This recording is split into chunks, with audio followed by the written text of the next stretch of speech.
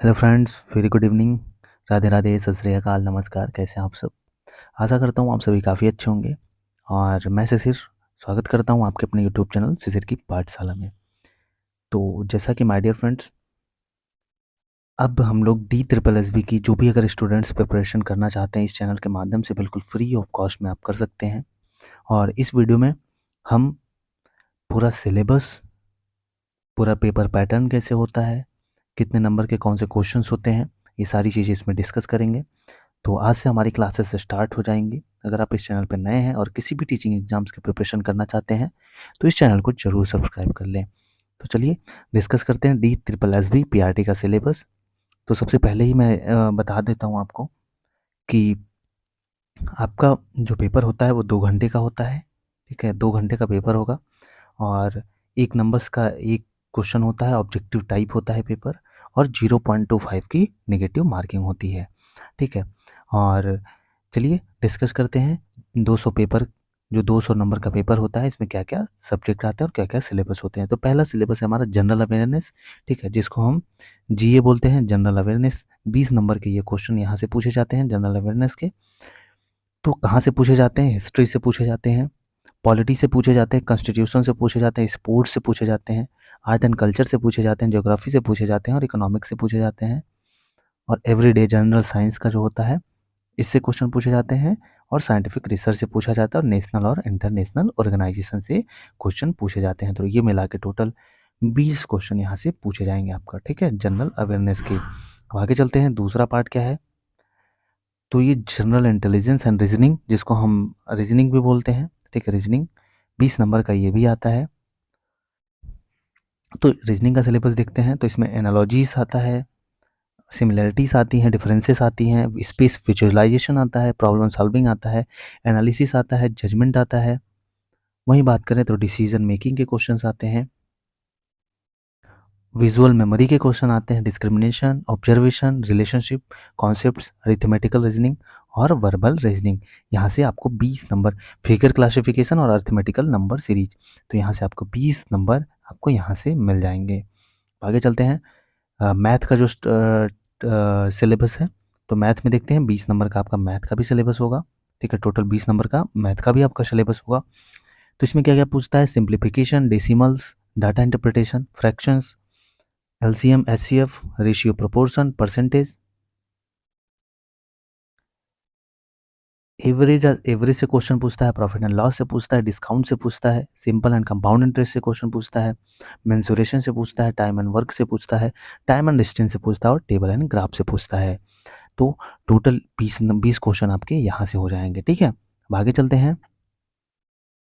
Language comprehension, Hindi जिसको हम कहते हैं, तो हिंदी 20 नंबर की आती है। ठीक है, तो हिंदी में 20 नंबर का आता है। तो पैसेज आता है। ठीक है, पैसेज भी आता है। हिंदी ग्रामर से क्वेश्चन आते हैं, संज्ञा सर्वनाम, विशेषण, क्रिया विशेषण। ठीक है, स्वर व्यंजन, ये इन सब से आते हैं। सेंटेंस स्ट्रक्चर से आता है, सिनोनिम्स, एंटोनिम्स आते हैं और करेक्ट यूजेस आते हैं। ठीक है, वाक्य शुद्धियाँ। अब अगला सिलेबस हमारा इंग्लिश का हो जाता है। तो इंग्लिश में भी 20 नंबर का आता है। ठीक है, 20 नंबर की हमारी इंग्लिश भी आती है। तो रीडिंग कॉम्प्रिहेंशन, वही पैसेज, एरर, गलतियां ढूंढने के लिए आता है, वन वर्ड सब्स्टिट्यूशन आता है, सेंटेंस करेक्शन इंप्रूवमेंट आता है, सिनोनिम एंटोनिम्स आता है, फिल इन द ब्लैंक्स आता है, स्पेलिंग्स करेक्ट करने के लिए आता है और इडियम फ्रेसेस आता है। तो 20 नंबर का ये हो जाएगा।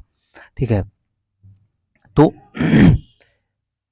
20 नंबर का आपका जीए हो जाएगा, जनरल अवेयरनेस। 20 नंबर के आपका हो जाएगा हिंदी, 20 नंबर के इंग्लिश, 20 नंबर का आपका हो जाएगा रीजनिंग और 20 नंबर का आपका मैथ हो जाएगा। ठीक है, टोटल मिला के 100 नंबर का ये सिलेबस कवर हो जाएगा। अब अगला 100 नंबर जो वो टीचिंग मेथोडोलॉजी से आएगा, जो आपका सब्जेक्ट होगा, जो आपने डीएलएड बीएड में पढ़ा होगा, वो यहाँ से क्वेश्चन पूछेगा। ठीक है, तो आइए टीचिंग मेथोडोलॉजी के सिलेबस को पढ़ते हैं। ये 100 नंबर का होगा। ठीक, टोटल 100 नंबर का होगा ये।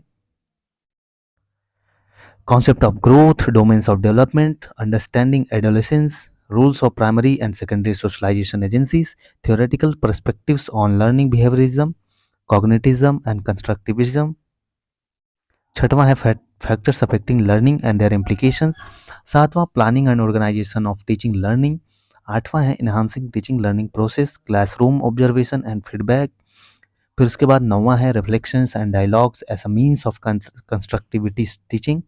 10वां डिसेबिलिटी हो जाता है, और 11 गाइडेंस एंड काउंसलिंग, 12वां है इंक्लूसिव एजुकेशन, 13 है स्कूल ऑर्गेनाइजेशन एंड लीडरशिप, चौथा है 14 है एनईपी 2020, ठीक है, यहाँ एनईपी 2020 होगा, और right of children and to free and compulsory education मतलब आरटी 2009 एक्ट, नेशनल पॉलिसीज के बारे में, और स्कूल करिकुलम प्रिंसिपल्स जिसमें perspectives, learning and knowledge, curricular area.